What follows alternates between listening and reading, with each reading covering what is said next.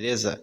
Tô com um probleminha aqui no Peugeot Passion 207 2009, 10. Troquei essa correia do ar-condicionado e direção hidráulica. Correia nova, inclusive é a segunda correia que eu troco.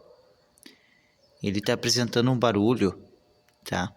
Muito forte, chato, pela primeira partida da manhã. Quando o motor tá frio, eu dou partida, ele faz um barulho. Eu tô suspeitando que é esse tensor aqui, ó, a polia do tensor. Que quando tá a correia velha e o rolamento ali velho, não fazia esse barulho. Troquei a correia e troquei o rolamento, começou a dar esse barulho, que não tinha. Aí ele para o barulho quando eu jogo água. E aí eu tô suspeitando que a parede dele aqui, ó, tá com problema, sei lá, ou o rolamento mesmo não aguenta muito, tem que ser outro rolamento.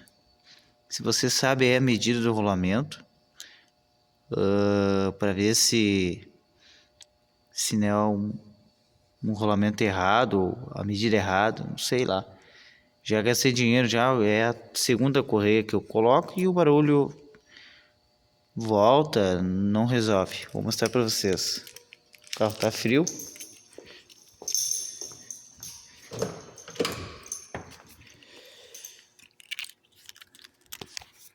Vou dar partida aqui no carro.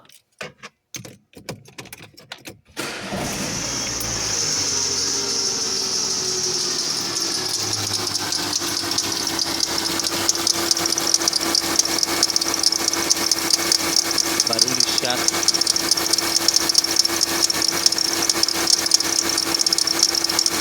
E ele treme.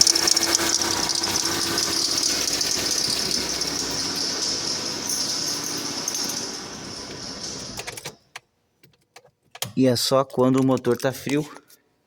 Depois que ele esquenta, ele para. Ou quando tu joga água, ou quando tá chovendo, para. O carro não tava assim. Vamos lá. Tá tudo normal praticamente. Vou comprar outro tensor. Sei lá se você teve esse problema ou ainda tem, se teu mecânico resolveu. Me dá uma dica aí. Ou se eu conseguir resolver, eu posto aqui e mostro pra vocês, tá?